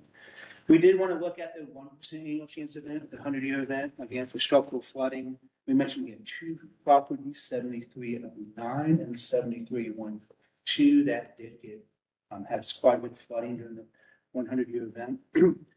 So in our proposed conditions, we do reduce the amount of flooding in 7309. We do not completely eliminate it. But I will say we do completely eliminate the flooding in 7312 just by the nature of buying the house and that works, right? Again, it's kind of showing the floodplain maps for Harps Mill with the 100-year event. You do see some flooding, some of this like high, the yellows right here between those homes, which correlate to the pictures that we showed.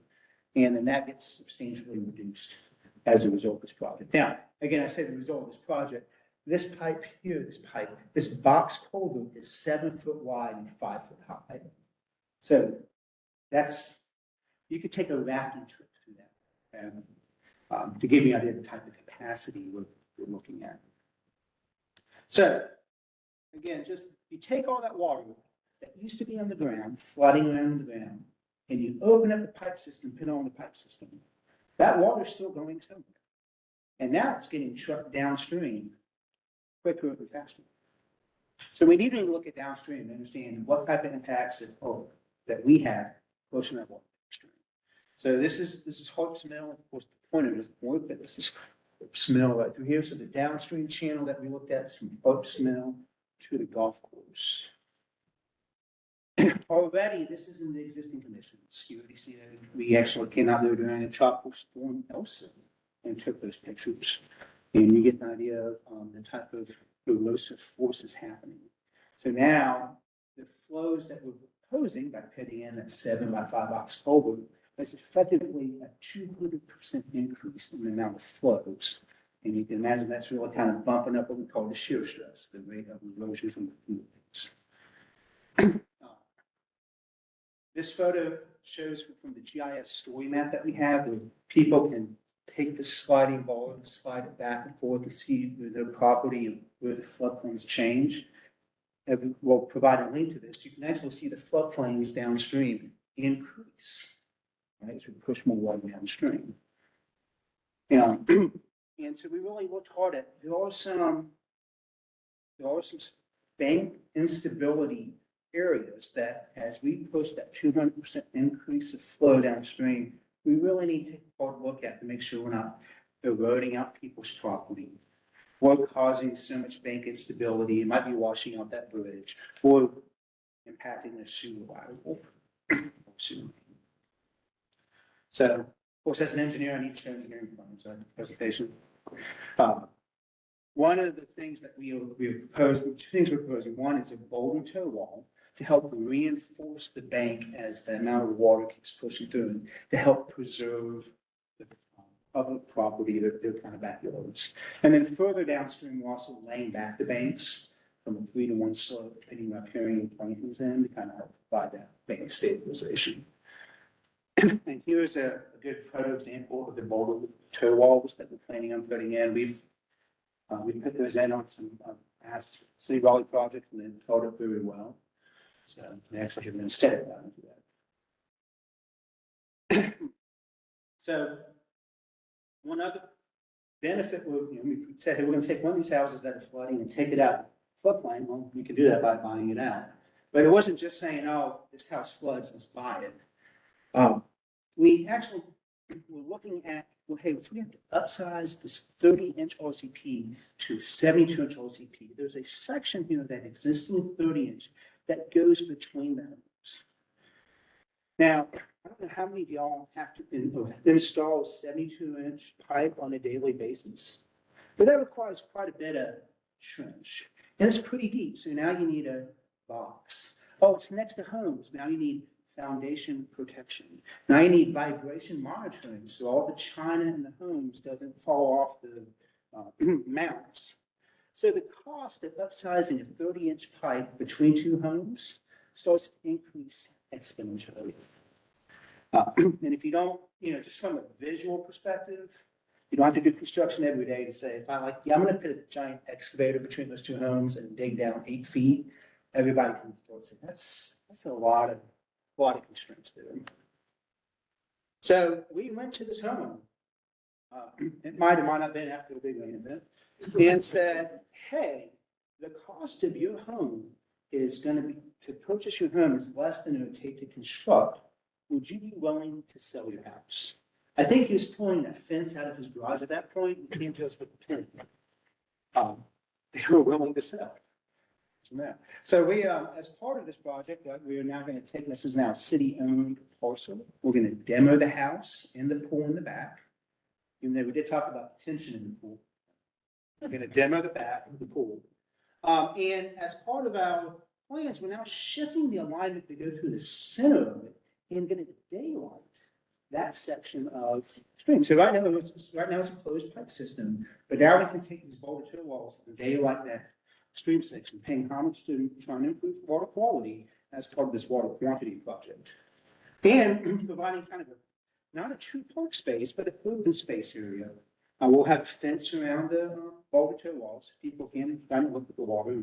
It does increase your pipe exchange between the surface water and that thing. I'll turn back to the Just a quick comment. I'd like to know the opportunity for mitigation, creating storage. It's like we lined up these presentations, right? And speaking of that, tag teaming on to Dan's presentation on the process that we go through for one of our projects. There's a lot of steps that we have to go through, and I love that they're available to do these smaller projects because we have too many boxes on our slide that we need to avoid.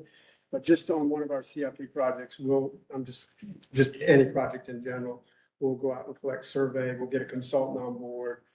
We'll start developing design plans. At the very upfront of the end of the project, we'll try and meet with property owners. We'll have a public meeting. We actually typically have two on each project. One to go over the project and get their upfront coordination and collaboration and feedback. And then one later on in the project where we can show them the selected alternative and provide them some information on securing easements. But there's a lot of things we go through to get to the end and start construction. It takes a long time. It takes us 14 to 16 months to bid a project and get a contract signed. A small project that the city of Raleigh can get designed in a year, a larger one in the zip code of 18 months, typically. A typical project at the city of Raleigh is going to take, it could take 3.5 years to design and construct, and that doesn't include the warranty period. So it's a long, involved process to get through here. So hats off to these guys. Our property owners want projects to go forward more quickly. They don't want to wait 3.5 years to get that relief, but I'm glad we're going to be expanding. I hope we're going to be expanding the services of their group. So like I said, we do reach out to the public very early and often. Our first engagement is typically a one-on-one meeting with our property owner, finding out the history of their flooding, their erosion, or challenges they're facing. Our project manager from our consultant, along with our PM, will meet with them one-on-one. Not everyone in the watershed, but the ones that are directly impacted by the project. We have a couple public meetings. Our real estate people will coordinate the easement acquisition process with our property owners. And that's, again, typically done with one-on-one meetings with them. So throughout the project, we may issue 5 letters, give or take, informing people about construction, the surveyors coming out. There's all different types of communication go on. We also have a webpage for our projects. That is something, if you guys want to, you probably are aware of all these web pages, but that's something we try and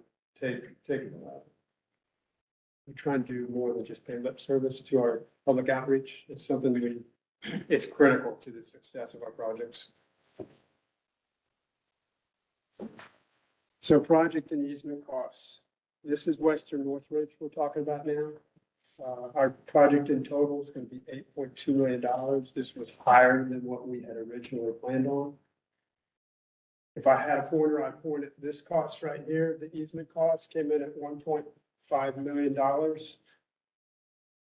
Currently, we've spent, I've got another slide coming up on easements, but this is a challenge we're facing at the city with these escalating easement costs. We're doing some internal research at our end, collaborating with other municipalities, and we'll, at some point in the future, we want to engage SMAC. Wayne will spearhead that effort to have a conversation about how can we best take on this real estate process, and are we doing it the best way we can?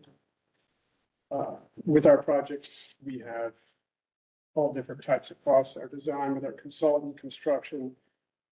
If we're buying out properties on this one, we spent $440,000 buying out that property. There were two homes right next to that property. It probably would have cost $50,000 to $75,000 on each home, shoring up and providing the foundation protection, just as a reference. Mark was talking about that earlier. So we're going to spend $8.2 million, $8.1 million on this project. So to date, we've received 20 of our 24 easements. 3 more will be coming in November this month. Real estate's finalizing those acquisitions now. Our final one will come in December, where we'll go to condemnation for one of the project properties, unfortunately. $1.5 million on a $5.3 million project is substantial. Substantial. Here's where we're at now. We're getting ready to go into construction. We'll have a contract signed here in November. We'll issue a notice to proceed next month. Our contractor will be securing materials for the project. In the new environment we're in, it's taken 6 to 9 months for some of these box culverts to show up. So we're looking at starting construction in August of 2023. And it's an 18-month project for construction. That's what we got it estimated. I think substantial completion was estimated at 16 months. So we're looking at March 2025 for completion of this project. So that's going to wrap up our formal presentation. Mark mentioned earlier a story map where you can see the visual changes in the floodplain. Is there anything else on that story map? Is that essentially it? It's an interactive map, so you can zoom into where your home is and kind of show that. It's also just an overall good public outreach information tool for a lot of listeners. Are the easements on that? Is there a way, where are these easements? The easements are not on that story map. And if you wanted to see easements, we have those. They're drainage easements? They're permanent drainage easements and also temporary construction easements. And sanitary sewers. And sanitary sewer easements. We're relocating some of the sanitary as well, so, yeah. So just to kind of clarify on that for me, we have to go to the homeowner and say, hey, you actually might not be flooding. Your neighbor might be flooding. But we need a bunch of easements on your property to make this project work. Right. And surprisingly, not all people will, oh yeah. So most of our projects, we're getting into people's yards that are direct benefiters. We'll have this discussion at a later time, but they've got channels that are flooding and they've got yards that are flooding. They're getting way too much money. I'm going to stop talking and we'll have that conversation at a later date because we've got to eat dinner tonight, right? And I'll talk way too long. We get on that topic. If there's any other questions, we'll glad to field them. I have a question on your model. I know a golf course is there. How does your H&H model deal with golf courses? Technically, it's permeable, but it's almost quasi impervious. They got the design to move water off golf courses. How does your model deal with that? Yeah, great question. I had to play a lot of golf out in so the golf course that is downstream of our, it's really kind of downstream of our project area. So what we did look at, while the hydrology of the runoff from the golf course didn't necessarily contribute to the immediate channel and pipe flooding, we did look at saying there's more flow coming from the channel to the golf course. At that particular golf course, just where the stream's going, there was an old pond, an old stone dam. And so from that, they actually had a water surface elevation we could tie into from our model and really kind of control how much flow was coming downstream back into the Northwoods Lake. Our floodplains did kind of outline with the golf course what would get flooded.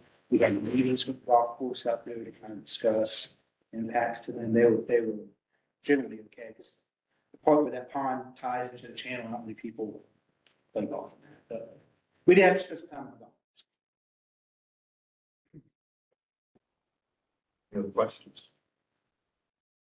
All right, very good.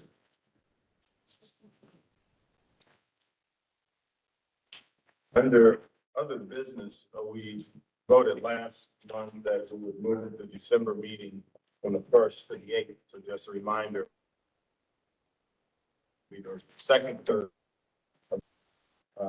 December 8th. And we will meet at Raleigh Union Station. So not here, but Raleigh Union Station. That will be in the communication that goes out. Anything else under other business? Just as a note, I know David, who copied off the commissioner, sent out an email about hydrology. Ben answered some questions on that, but we will at either the December or January meeting, I'd like staff to give a more detailed presentation on hydrology as it relates to climate change and the design impact.